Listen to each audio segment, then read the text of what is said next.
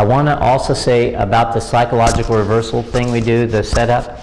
When people are having trouble moving, sometimes Gary Craig has people yell out the beginning statements with great enthusiasm. So they'd be saying, even though I still think he's a creep, I deeply and completely accept myself. Okay? And, and it works. I've seen it work to break through things. So it's an important piece. If something's got an emotional charge to it, I make sure I do the setup. If I was going to skip anything in the process, it'd be the middle thing, the 9 gamut. Sometimes I do skip it. I still get results. When Callahan developed this system, what was missing from the system were this point, and the finger points. Gary Craig added them because he's an engineer actually by trade, or was, and a scientist. And so he began studying acupressure and acupuncture, and he said, oh, there's all these other meridians he's not getting. So he brought them in and added the fingers and the end and the beginning point of the meridians that go up and down the center line of the body. You can do the order totally different. You could do some points more. You just have a hunch. Well, this is really sore. Maybe I'll come back to that one and do it twice in the round. That's fine. I'm teaching you all of it, but I'm saying you can ad lib and still get results. You can still wing it. I mean, there are times when a little issue will flurry up in my face. Someone will do something really stupid in traffic, and I start to get irritated, and I'll just do my irritation points, you know. That's it. Or maybe, you know, whatever I have a hunch to do. Not say anything? And not say anything. But I focus on the feeling I'm working on. Here's what's critical. If you're thinking about your laundry or your shopping list while you're doing this, that's what's going to get affected, how you feel about your laundry and your shopping list. You've got to focus the mind on what you want this to affect. Which is the reason why Gary Craig often has people do a reminder phrase. My hatred for so-and-so. My hatred for so-and-so. My hatred. Often fears are what is behind anger. Anger is almost always in service to fear. It's a response to fear. A survival response to fear. So if you may start out working on an issue of anger, and fear may show itself.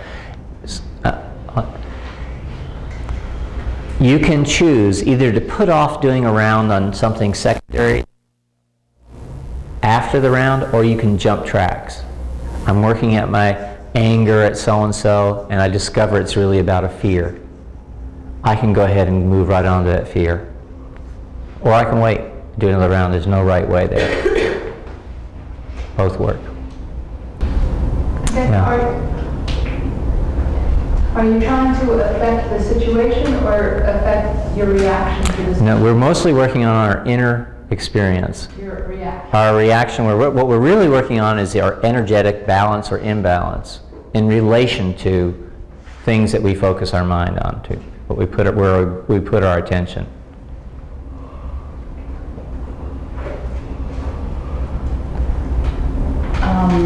One of my interests in EFT is working with veterans. Mm-hmm. I think I expressed that to you on the telephone. Mm-hmm. Might be a discussion for another time. This is pretty deep.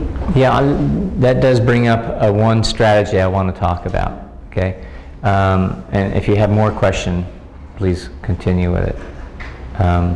But Gary Craig has one of the training videos is of work he did at the Veterans Hospital in San Diego. He worked with 30-year post-traumatic stress disorder victims from Vietnam, people who have been hospitalized because they still, even 30 years later, continue to have nightmares and secondary phobias and flashbacks. And he worked with a group of these men for 2 to 3 hours each person, and brought them to a place where their flashback stories no longer had any emotional charge to them.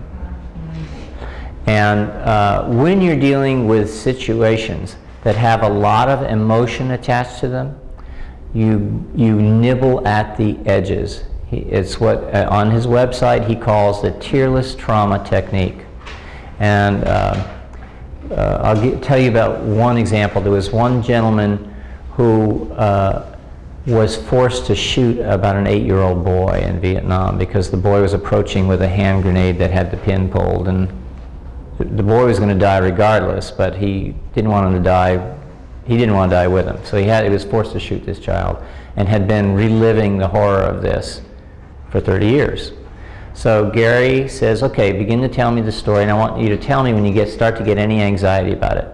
He said, well, my buddy and I are on leave from the convoy, and we pull up next to in this village, and my buddy says, I'll be back. And he said, and I know we're not supposed to be doing this.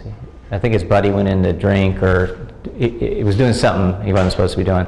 And Gary said, oh, let's tap on that. So Gary did rounds of tapping until he could tell about being parked outside this village and nervous. Then the next thing that happened is, kids started coming over because they'd not seen Americans, and they were hanging out around the Jeep, and I was, are you nervous yet? Yes, let's tap on that. And then what happened? And he takes him a little at a time into the recall of that trauma until it's flat each time. He doesn't progress into the whole scene. And eventually he's describing about, I chased the kids away, and then there's this one kid who's coming back, and he's acting weird, and I notice he's got a hand grenade, so I fire some warning shots, and he taps until he's that part, until he can go through the whole story without emotional distress. By the end of that time, the guy goes through the whole story, and Gary says to him, how is that for you now? And the guy says, it's just a story. I got goosebumps.